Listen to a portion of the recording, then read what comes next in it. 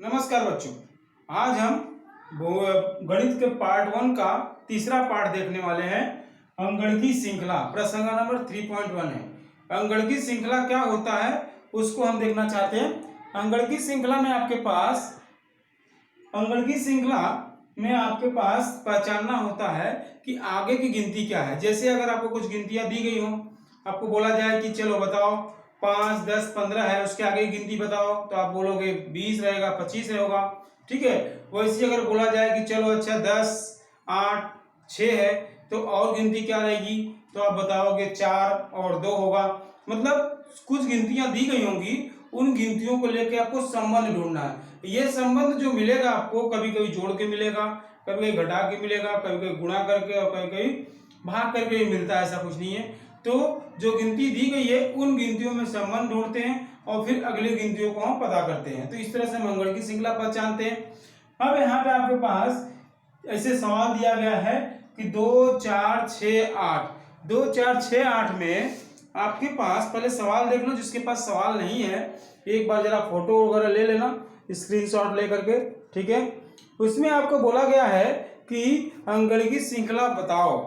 ठीक है। कौन सी अनुक्रमणिका अंकगणित श्रृंखला है। जो श्रृंखला अंकगणित श्रृंखला हो उसे सामान्य अंतर ज्ञात करो। अगर अंकगणित श्रृंखला होगा तो ही आप सामान्य अंतर ज्ञात कर पाओगे।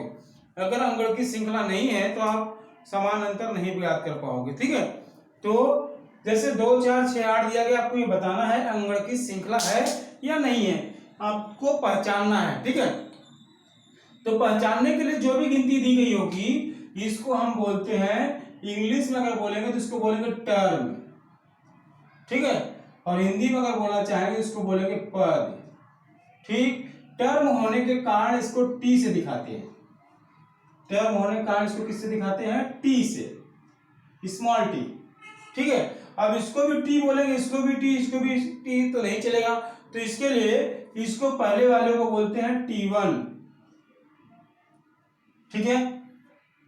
इस T1 को ही हम प्रथम पद बोलते हैं और प्रथम पद का ही संकेत होता है A। मतलब प्रथम पद को लेकर के आपके पास तीन चीजें मिलती हैं। देखिए, प्रथम पद, पहली वाली गिनती को ही सिर्फ अलग अलग नाम दिया गया। ठीक है। प्रथम पद बोल सकते हैं, या फिर T1 बोल सकते हैं, या फिर A बोल सकते हैं, या S1 भी बोल सकते हैं। ठीक है। ये सभी नाम किसके हैं? प्रथम पद के। ठीक है। तो T1 2 हो गया, तो T2 क्या हो जाएगा? 4, T3 6 और T4 8। ठीक है। तो T1, T2, T3 और T4 हमने लिख लिया। अब इसके बाद पहचानना है अंकगणित श्रृंखला है या नहीं। तो अंकगणित श्रृंखला वही होगा जिसके दो पदों का अंतर समान हो। सभी पदों के घटाना होगा और उनके दो पदों का अंतर क्या मिलना चाहिए? आपको समान मिलना चाहिए, क्रमिक दो पदों का। तो मतलब हम घटाते समय ऐसे लिखेंगे T2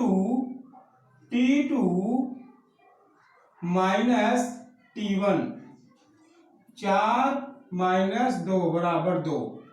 फिर लिखेंगे T3 माइनस T2, मतलब 6 माइनस 4 बराबर 2।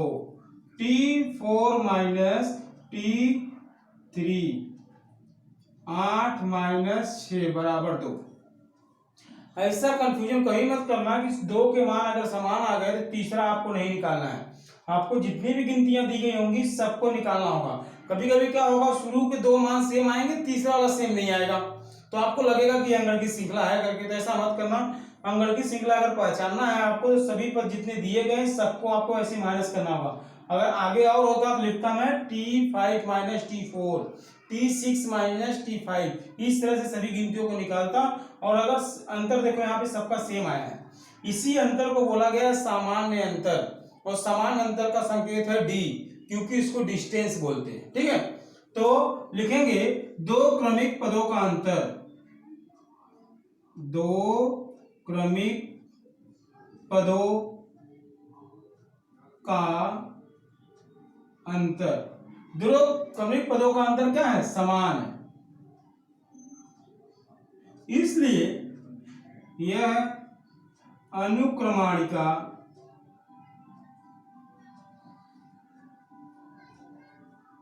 अंक गणितीय श्रृंखला है। समान आया तो है, समान नहीं आया तो अंकगणित की श्रृंखला नहीं है। बस इतना ही आपको करना होगा। ठीक है, समझ में आ गया होगा मुझे लगता है।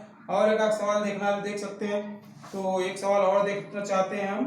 तो मैं चाहता हूं कि सवाल नंबर आप चलो देख लेते हैं हम। सवाल नंबर करनी वाला देख लें, 7वां नंबर देख लेते हैं। 3 प्लस करनी में 2, 3 प्लस 2 करनी में 2, 3 प्लस 3 करनी में 2। तो क्या करेंगे हम यहाँ पे? अब यहाँ पे हम क्या करेंगे? T1 लिखेंगे, T2, T3, T4,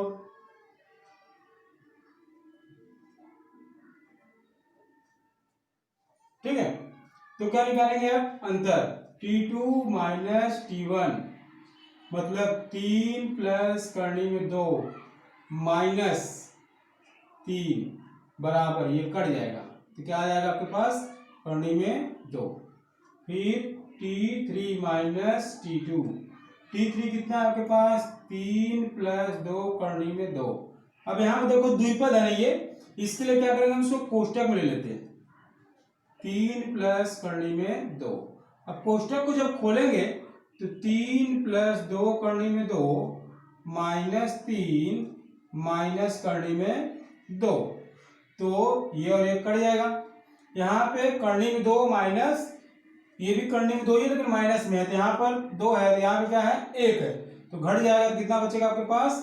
करनी में 2 बचेगा। वैसी T4 माइनस T3, जब भी डबल होंगे गिनतियां द्विपद में होंगे तो उसको आप कोष्टक लेके ही हल करोगे तो आपका गलत होने का संभावना कम होगा। नहीं तो आप क्या करोगे? कोष्टक नहीं लगाओगे तो माइनस सिर्फ आपको यहीं दिखेगा, माइनस आपको यहाँ पे नहीं दिखेगा, तो आपका गलत होने का चांस ज्यादा रहेगा। ठीक है, तो T4 3 प्लस 3 करनी में 2 माइनस 3 प्लस 2 करनी में 2, तो 3 प्लस 3 करनी में 2 माइनस 3 माइनस 2 करनी में 2, तो ये 3 तो कट गया, 3 में से 2 चला जाएगा, तो फिर से करनी में 2। सबका आंसर करनी में 2 आया है। आगे कोई बचा नहीं? 1 2 3 4, ठीक है। यहाँ पे डैश आएगा तो लिख देंगे 2 क्रमिक पदों का अंतर समान, इसलिए यह अनुक्रमणिका अंक गणितीय श्रृंखला है। ठीक है, तो इस तरह से हम पहचानेंगे। नहीं रहा तो नहीं लिखना है आपको। तो आशा करता हूँ समझ में आ गया होगा। इस पार्ट में हम ये सीखने वाले हैं कि सभी गिनतियों का योगफल कैसे निकालते हैं। ठीक है, तो ये पार्ट बड़ा ही अच्छा पार्ट है, इंटरेस्टिंग पार्ट है, जिसमें अगर हमको बोला जाए 1 से 100 तक की गिनतियों का योगफल निकाल के बताओ, तो हम 1 से लेकर 100 तक की गिनतियों का अगर योगफल करने जाएंगे तो हमारे पास समय ज़्यादा लगेगा, लेकिन आपके पास यहाँ पे सूत्र वगैरह दिए गए हैं। तो इसको आप क्या करो, अभी ये बेसिक है इस पार्ट का, तो आप इसको सही से समझ लो और प्रश्नसंग्रह के जो भी सवाल है इसको आप ट्राई करके हल कर लेना। ठीक है, तो यहाँ पर रुकते हैं। धन्यवाद।